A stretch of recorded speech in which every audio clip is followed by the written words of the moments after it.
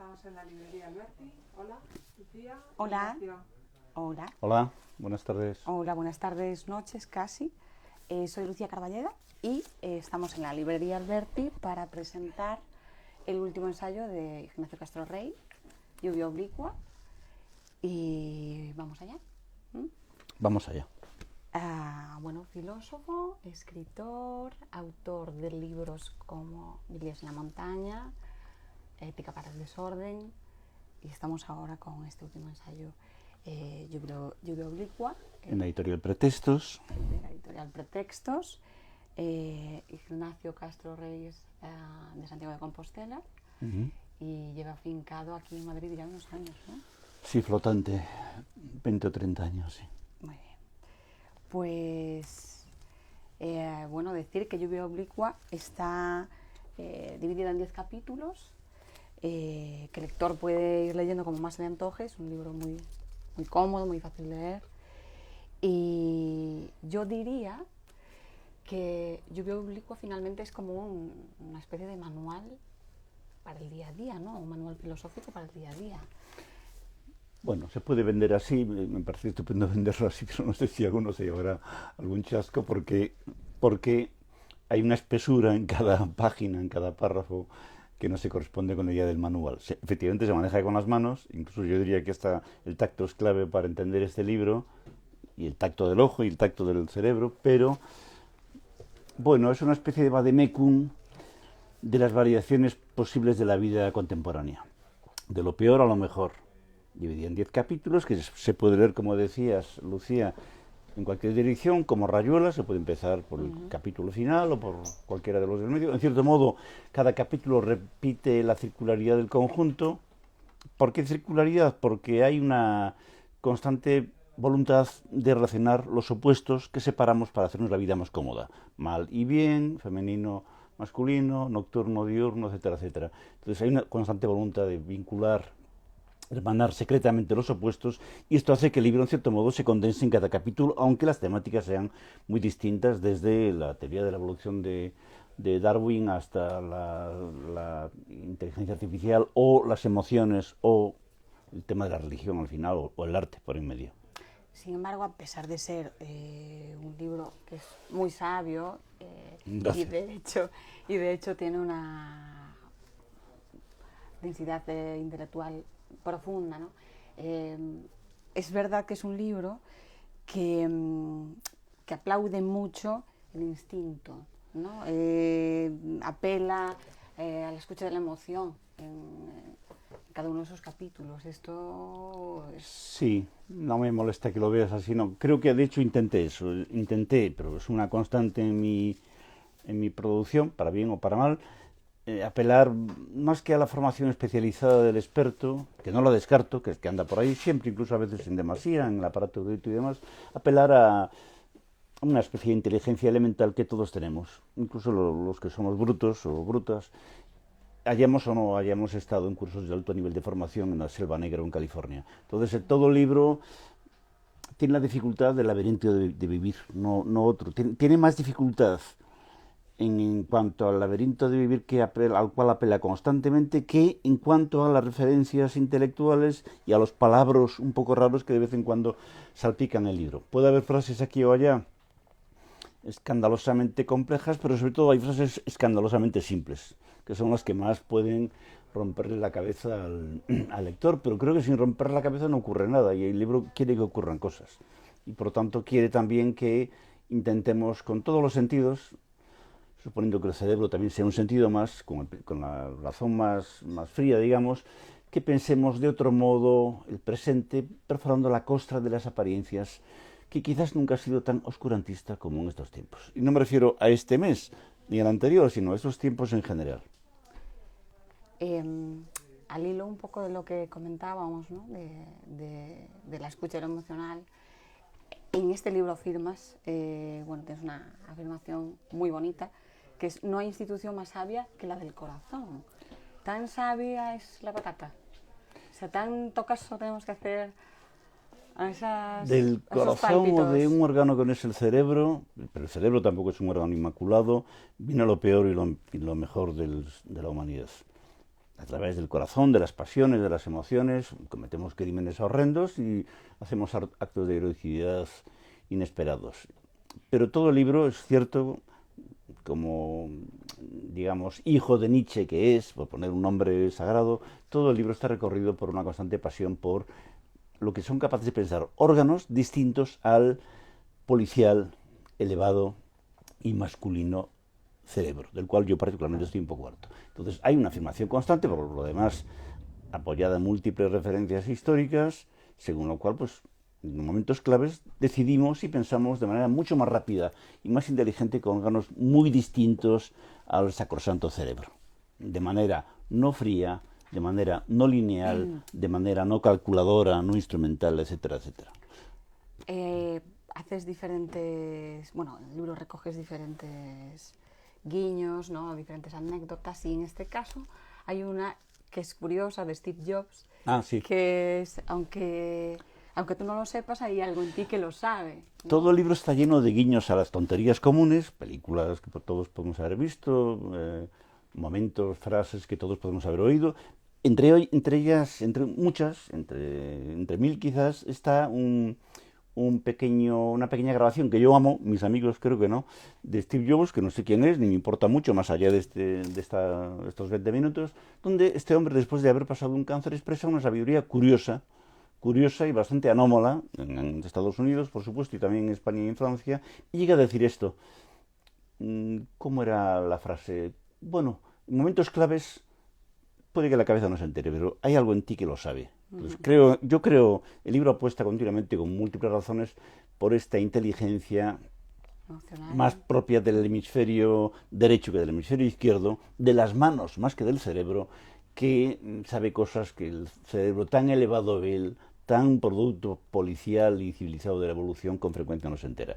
Me gusta mucho una frase que está en el libro también, según la cual Kasparov, peleándose con Deep Blue, aquella máquina carísima que se inventa la NASA para intentar demostrar que por fin hemos llegado a no se sabe qué paraíso artificial, Kasparov, después de 3 o 4 victorias, dice, bueno, realmente hay algo que la máquina no puede entender. Cada vez que pienso rápidamente, mis manos van más deprisa que mi cabeza. En las jugadas, en un juego tan cerebral como es el ajedrez. Bueno, a lo largo de estos 10 capítulos, pues vas tocando diferentes temáticas. Entre ellas hay un apartado dedicado al arte, ¿no? A la belleza, que también calificas como emocional. Hay una anécdota de Patti Smith, ¿no? Sí. Cuando, hablas de la belleza como algo que nos sobrepasa completamente, ¿no? Cuando está conduciendo, pues escucha por primera vez Like My Fire de Doors. Y en ese momento se vuelve loca y no puede seguir conduciendo, no recuerda cuál es la derecha, cuál es la izquierda, o sea, claro, se acaba todo, ¿no? Y solo puede escuchar, ¿no? ¿Pasa esto también? Sí, hay toda una tradición, no muy celebrada aquí, pero existe en todas partes, también en España, que apuesta por un tipo de experiencia mínima en magnitud, máxima en espesor, en dignidad ética, que nos detiene y que, en cierto modo, aunque nadie desde fuera note nada, te convierte en otra persona. Un tipo de pensamiento, de experiencia, de sensación que te permite vivir en un minuto lo que no has vivido en meses. Entonces, es un ejemplo, es precioso, y creo que no inventado por mí, sino que anda por ahí, de Patti Smith, que tiene que parar el coche a escuchar una canción que de repente la invade y le pone su mundo al revés, y no puede estar atendiendo con un hemisferio a esa canción y con el otro al rojo-verde de los semáforos, porque todos los hemisferios están invadidos por eso. Y el libro constantemente apuesta por ese tipo de acontecimiento que en absoluto tiene por qué tomar la forma ni siquiera semigrandiosa de esto. Puede pasar en un bar, de repente alguien suelta una frase que parecía más el más tonto de la pandilla y cambia la tarde, ¿no? Este tipo de cosas le llama click. David Foster Williams, le llama click. Aquello que ocurre o no ocurre en una novela, aquello que ocurre o no ocurre en un poema. Sin ese click, ese impacto neuronalmente invasivo que nos ahorra cualquier información que necesitemos escuchar, que nos ahorra cualquier historia que necesitemos escuchar. Sin ese clic del impacto no hay nada. Entonces, constantemente este libro está recorrido por esa discontinuidad del clic que permite, por cierto, leerlo de cualquier modo porque el clic reaparece continuamente.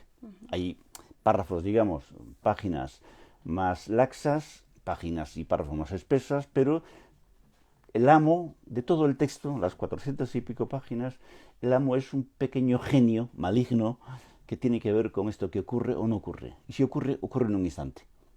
Y para ese instante es más cerebral los dedos de la mano que el sacralizado cerebro. Es también, bueno, yo siento volver a relacionarlo con un tema musical, pero es interesante también cuando te refieres, porque, a ver, digamos que en Lluvia Oblicua prácticamente cada una de los temas están explicados con ejemplos reales, ¿no? Que se han vivido realmente. Y son todos, la verdad es que realmente interesantes, están muy bien escogidos. Hay una anécdota de Schumann en la que, bueno, toca una pieza y una señora maravillada, ¿cómo es? Le pide, por favor, si se la puede explicar. Una sonata, creo, de Schumann, sí. Es una... ¿Puede explicarme esta pieza que acabo de escuchar? Y claro, él se queda atónito. Y le agradece el interés, pero no se le ocurre más que volverla a tocar. Porque hay cosas que no tienen traducción en el plano del pensamiento conceptual. Un propio chiste funciona o no funciona. Si lo explicas, se acabó. Y una partitura musical, lo mismo. Funciona o no funciona. Si la explicas, se acabó. Entonces, Schumann, sin pensarlo, la vuelve a tocar otra vez. A ver si la segunda vez, digamos, aplaca la pregunta o las preguntas. Es como si la interrogación que genera el arte, en este caso cualquier experiencia así un poco intensa, tuviese en su desamparo la propia respuesta. Tuviese en su soledad la propia respuesta. Por lo tanto, no hay más que sumergirse en lo que ha ocurrido para, cuando está pasando un minuto del mundo, abrazar ese minuto. Y si no, eso pasa. Y si pasa uno tras otro, realmente ¿qué vida vives? ¿La de quién? Y después que la vivencia emocional no se puede contar, ¿no? Es una vivencia, ¿no?, que está en ese momento, o sea, que tiene sentido en ese momento, ¿no? Bueno, hay diferentes experiencias y esa en concreto tiene que ser así.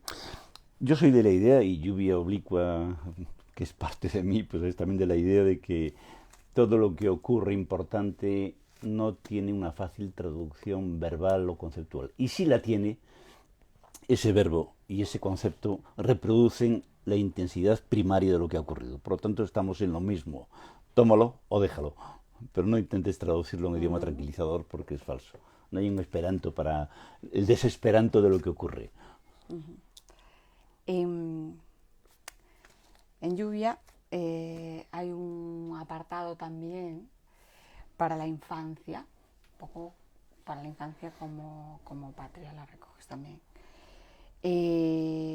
Bueno, y de hecho recojo palabras tuyas, ¿no? El hombre muere como un niño, aferrado a una desnudez de la que apenas conoce el nombre. Es una de las referencias que haces a esa pureza de la infancia, ¿no? Pero que realmente, bueno, recogen el pensamiento de muchos otros autores, ¿no? Rilke. Todos los libros que vale la pena leer, yo creo que este libro vale la pena leerlo, son una gigantesca colección de robos ilícitos. Y doblemente ilícitos porque ni siquiera el ladrón tiene conciencia de lo que ha robado y lo que no, y dónde. Entonces, por ejemplo, seguro que sobre todas las barbaridades que he suelto sobre la infancia, algo como una sombra que nos acompaña, no como una edad que podemos dejar atrás, sino como una sombra que acompaña a la crisis de todas las edades, y si no hay crisis, no hay edad, pues seguro que he saqueado a 1000 autores que no podría ni citar, si no el libro sería una pesadilla. Seguro que está mucho de Rilke por ahí, y muchísimos autores, y de hecho casi todo está dicho, y este libro, si tiene algo de bueno, es que intenta repetir cosas maravillosas que se han dicho ya hace 100, 200 y 1500 años quizás. Entonces, concretamente esta frase es un poco la que decías tú, es de Epicuro. Epicuro dice algo así como: el hombre al morir es otra vez como un niño. Una alumna mía dijo un día: claro, está otra vez sin nada que llevarse. Bueno, pues es esto entre otras cosas. Hay que, en cierto modo, alcanzar la redondez de la infancia, una infancia que, digamos, no está frente al temor de la muerte, sino que vive la muerte en vida, cada vez que vivimos un momento de especial intensidad. De hecho, curiosamente, se ha asociado ese momento clave en el cual uno tiene una visión a la visión del moribundo, donde la muerte no está al otro lado, sino que es el colmo de la tensión familiar que permite que la vida sea resumida en un punto. Y la infancia es, creo yo, lo creo de verdad, también está en el psicoanálisis de alguna manera, es el futuro y es la patria más constante del ser humano. Pobre el humano, peligroso el humano que haya abandonado eso. Es cierto que estamos en otra vía, ya lo sabemos, cada uno machacando al niño que fue, pero este libro defiende otra cosa. Es por eso que decía al principio que al final que es un manual de filosofía aplicado a la vida, porque al final toda esa filosofía grecolatina y está muy bien traída a ejemplos de ahora, ¿no? A cosas del día a día, a hechos, bueno, y en la actualidad, vamos, ya ni... He hecho esfuerzos ímprobos, casi me reviento el sistema neuronal, por ejemplificar con tonterías cotidianas, robadas o no de aquí y de allá, frases oídas al pasar, películas que cualquiera ha podido ver, etcétera, etcétera, la barbaridad que el libro defiende, la barbarie que el libro defiende, la intensidad que este libro defiende, y es que buena parte de lo que decimos todos los días es mentira, y la vida va por debajo de otra manera, y en esa corriente no hay separaciones. Desde luego la muerte no está al otro lado de la vida, desde luego el mal no está al otro lado de nuestro bien, de mi bien, y yo no estoy enfrente a los demás. Entonces, para desarrollar esta lógica extremadamente terrorista, espero que en el buen sentido de la palabra, pues he recurrido constantemente a ejemplos lo más vulgares, ordinarios posibles. Cuando además todo el libro, y creo que los clásicos de la filosofía, que Dios me perdone, son así, todo el libro está recorrido por la idea de que ni el arte, ni la filosofía, ni la religión, por poner tres ejemplos clásicos, son una cosa distinta al laberinto ordinario de vivir convertido en una arquitectura. Es eso, un poco, la definición que haces justo al principio, o sea, que es muy básica, o sea, que es muy... saber quién eres, cómo eres, qué quieres, cómo percibir y aproximarte a tus cambios, forma de vida, una relación intelectual con la incertidumbre ordinaria. Esto es la filosofía en el sentido no académico, es total, ¿no? O sea, es aplicada al día a día. Sí, yo creo que no traiciono a los clásicos, ni a Sócrates, ni a Hegel, ni a Nietzsche, ni a muchos otros, cuando entiendo que la filosofía en un sentido no escolar, y no hay un desprecio ni a la academia, ni a la escuela, ni nada, se usa la academia y lo conceptual y las tradiciones, cuando se dice que la filosofía es una arquitectónica, una inmensa catedral que se hace sobre la mugre diaria, sobre el limo de vivir, sobre el barro que pisamos todos los días. Un poco en la edición de este sabio llamado Borges, que decía que tenemos que construir como si fuera piedra, sabiendo que en realidad lo hacemos sobre arena. Sí, Borges también está muy presente. Muy presente. Es difícil no volver a él continuamente. Sí, pues sí. Otro de los ejes en torno a los que gira Lluvia Oblicua es pues esa necesidad de armarse, ¿no?, frente a la vida y de abrazar nuestros males, ¿no? Empiezas hablando de ello, se hilvana a lo largo de cada capítulo y terminas también hablando de ello, ¿no? Sí, es un libro que no es pacifista.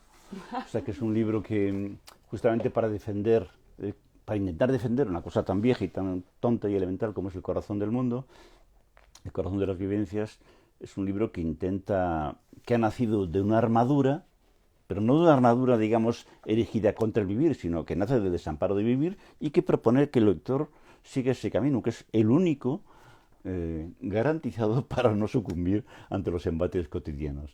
Es decir, es un libro beligerante y violento en muchos sentidos, no exactamente beligerante contra esto o lo otro, que a lo mejor también, sino que cree que este texto, y muchos otros, creen que vivir es una batalla brutal, frente a la cual la Segunda y Primera Guerra Mundial es un epifenómeno de segundo grado. Es más, este libro podría estar de acuerdo con esta frase de Lacan, según la cual los hombres van a la guerra escapando de la violencia de la paz diaria. Por ejemplo, de lo que anidan las mujeres, por ejemplo, de lo que anidan el amor. Este libro participaría de esa idea. Y por lo tanto, pues no es extraño que desde las primeras líneas, como otros míos supongo, pero quizás particularmente este, sea un libro que le dice al oído al lector: a ver, tío, encantador lector, tómalo, déjalo, pero una lectura, lo que se dice cultural, de estas páginas, intelectual, no es fácil, porque apela continuamente a una dureza que está constantemente tapada por la superestructura cultural en la cual vivimos.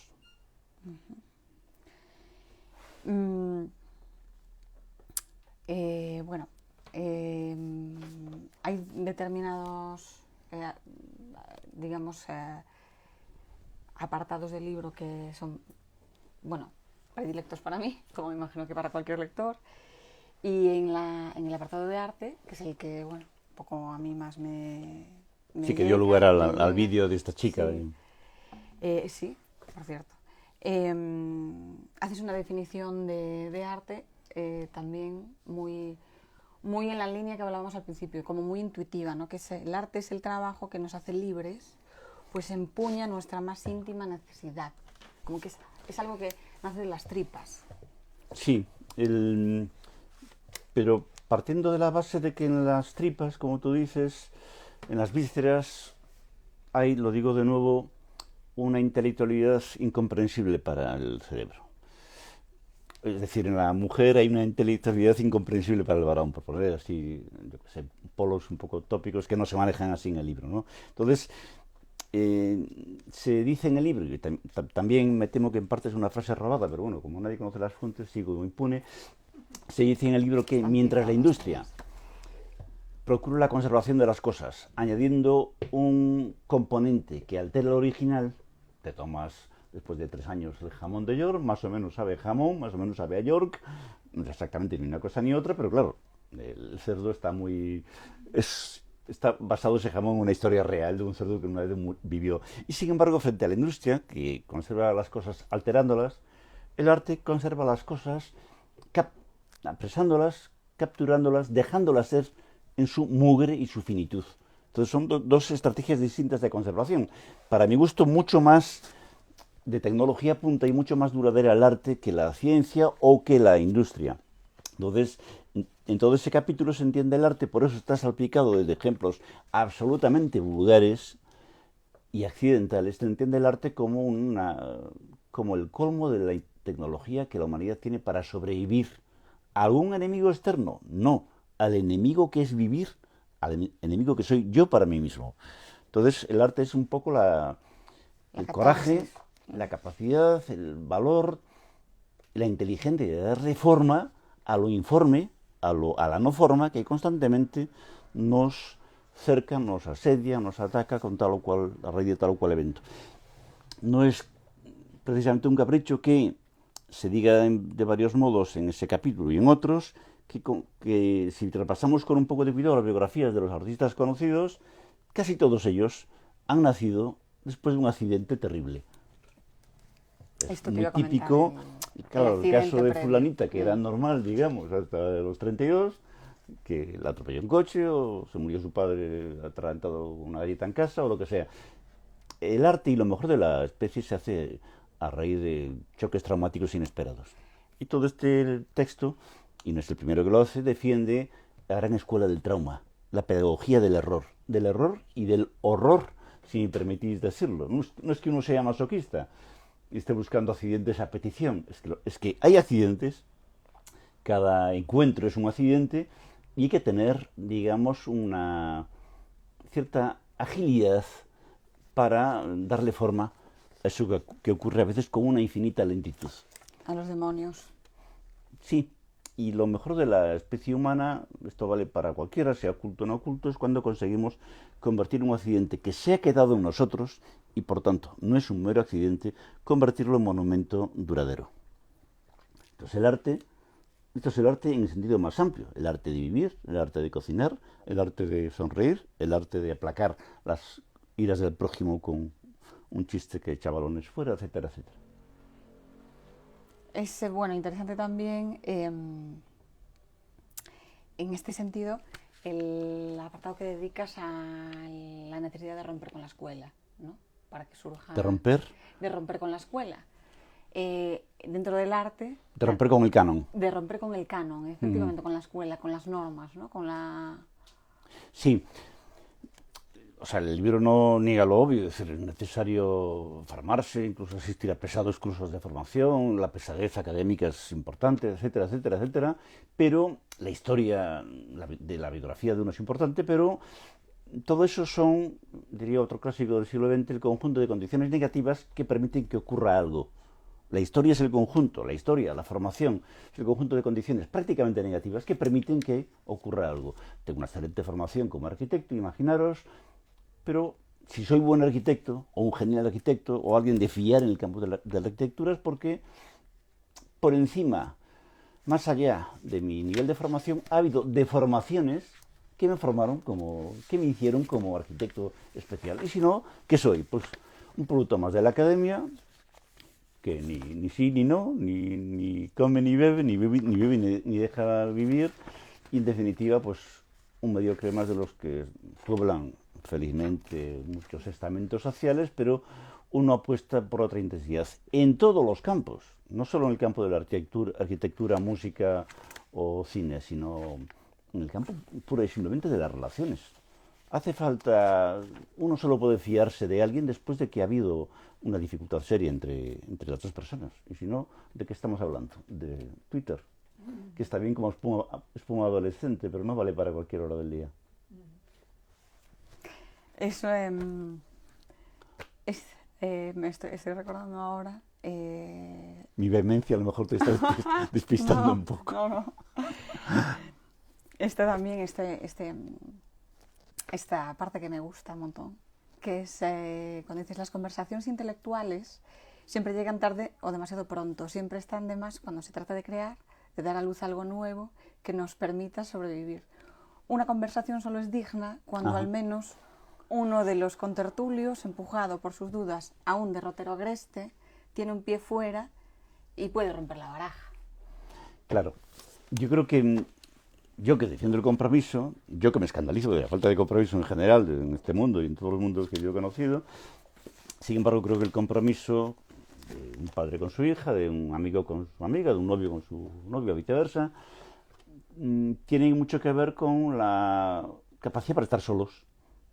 Porque, claro, si yo no tengo enemigos, si yo no tengo un desierto, ¿desde dónde quiero a mi hija? ¿Desde dónde quiero a mis amigos? Entonces creo que el ser humano, lo reconozca o no, tiene todo lo inhumano dentro y tiene, lo reconozca o no, un hemisferio cerebral, un pie o una mano en un territorio desconocido incluso para él mismo.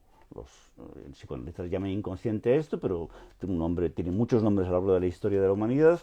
Y creo que sin esto no se puede vivir. Es necesario tener una buena relación con el diablo que no tiene forma para que el día poco a poco tome forma y para que en el día ocurran cosas. Y creo que las conversaciones interesantes, a lo mejor esta y cualquier otra, y los encuentros, lo son porque por lo menos alguien del grupo ha ido allí acompañado de su diablo, aunque ese diablo no se vea. Y es el diablo el que permite que ocurra algo parecido a lo divino. Y si no hay esto, pues no ha pasado nada. Estamos viendo el telediario o una serie de éxito en televisión que no está mal, con palomitas y tal, pero vamos, es un poco el tedio y el colesterol de todos los días. ¿Por qué decidiste titular este libro Lluvia Oblicua? Es como en los discos. De repente tu abuela te dice, Ignacito, llámale tal. Y de repente ha acertado después de 8 meses de...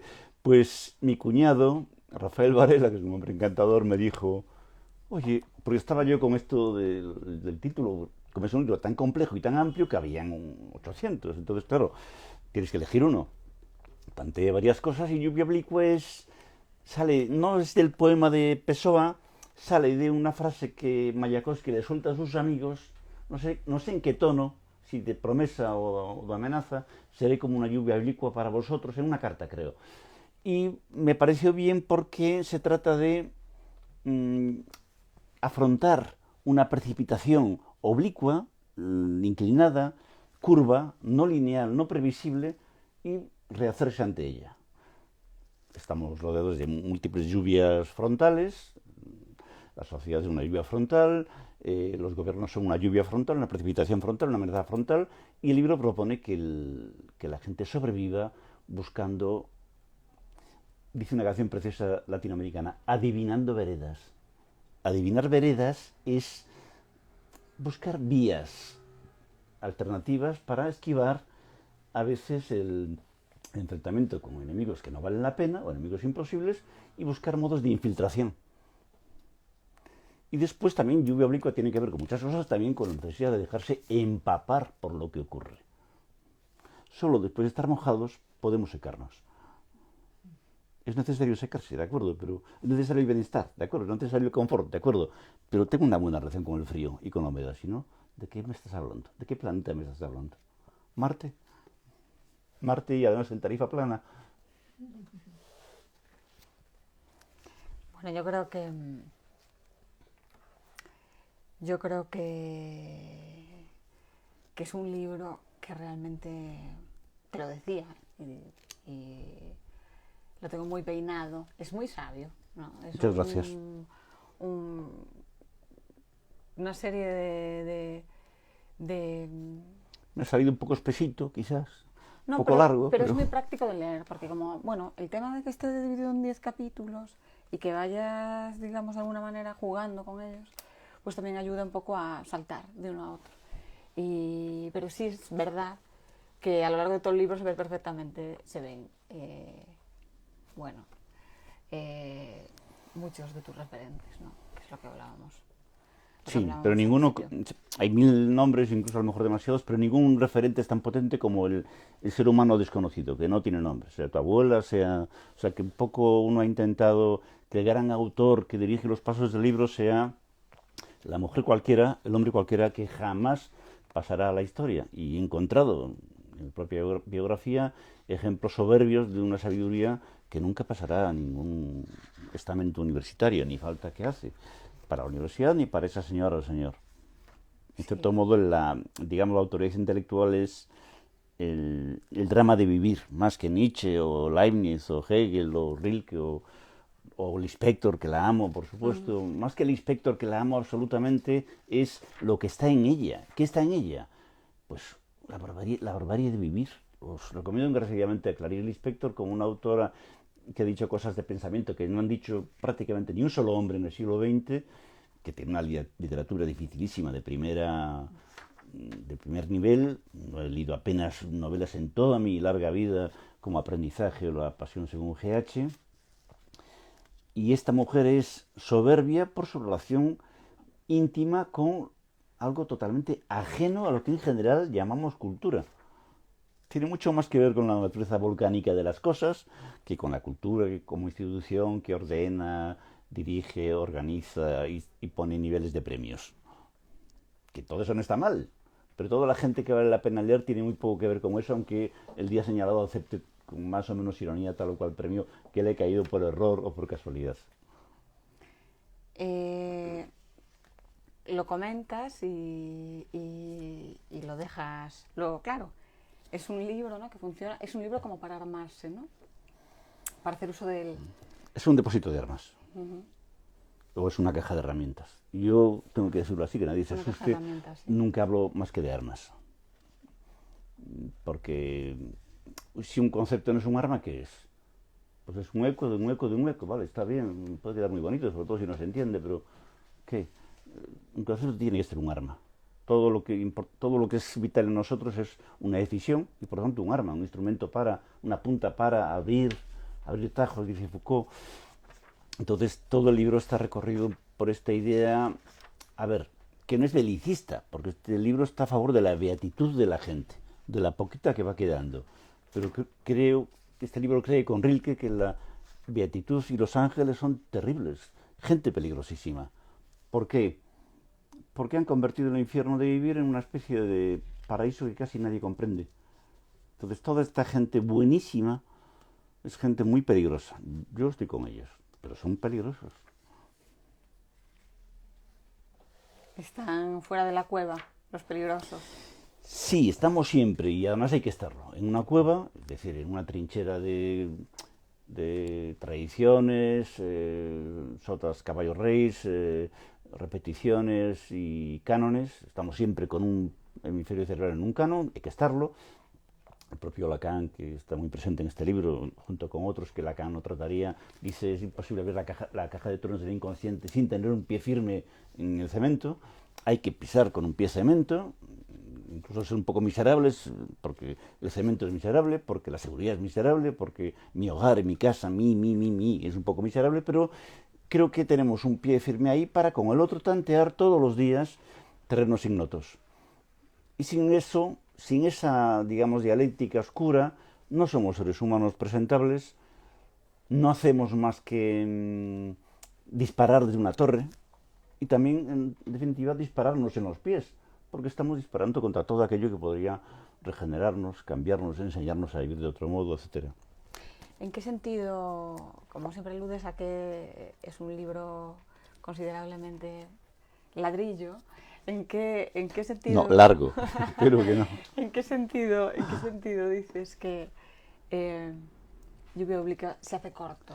A ver, como Lluvia Oblicua, sí, como Lluvia Oblicua apela a un instinto hiperanimal que hay en todo lector, una espiritualidad animal que hay en todo lector, apela a una capacidad de síntesis genial que todo ser humano tiene. Y por lo tanto, yo creo que si el libro, después de comprarlo, se lee, en la manera que sea, se lee porque ese lector, esta lectora, consigue que tal capítulo, después de muchos esfuerzos, sea resumido en un clic, sea resumido en una imagen.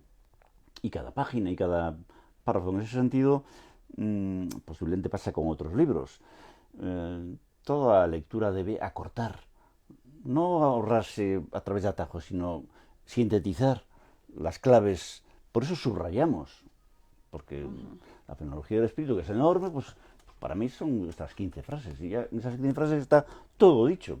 El resto está muy bien, como adorno, rodeo, pero es parte, digamos, de la apariencia enorme del edificio. El esqueleto está en esas claves que capturamos o no capturamos en segundos muy breves. ¿Por qué tenemos que leer Lluvia Oblicua? Solo debe leerlo la gente que, como yo y como los que estamos aquí presentes, nos hemos desviado de la elementalidad de vivir. Hay mucha gente que no necesita para nada ese libro, pero ese libro está escrito para gente del medio social, intelectual y patológico de uno, que sí necesita una labor heroica de regreso. Todo lo que no sea regresar, para nosotros, es peligrosísimo, porque si no regresamos, ¿a dónde vamos? Lo de Marte está un poco lejos, vamos, y además creo que va a ser caro. Y además en Marte te volverás a encontrar con tu sombra otra vez. O sea que más vale tomar en serio la sombra cuanto antes. Esta frase, yo solo se la debo decir a alguna gente, otra gente no se la debo decir, la sabe de sobra. Aunque no me entiendan en absoluto la forma en que yo la articulo. Bueno, estamos ya llegando al tiempo. Muchísimas gracias, Lucía, Ignacio. Gracias. Ha sido un placer. Me gusta mucho esa pregunta y esa respuesta, ¿no?, final de ¿por qué tenemos que leer Lluvia Oblicua? Solo la gente que se haya separado, es decir, la mayoría de mis amigos. No separado de su pareja, sino separado de lo primario de vivir. Pero para volver. Para volver. Para volver. Bueno, entiendo los clásicos como una propuesta de vuelta siempre. De vuelta. Pues se ha unido mucha gente, están aquí escuchándonos. Este vídeo después se cuelga en YouTube y se va a poder volver a ver. Y YouTube en vuestra página. En nuestra, sí, en Muy bien. nuestro canal de YouTube.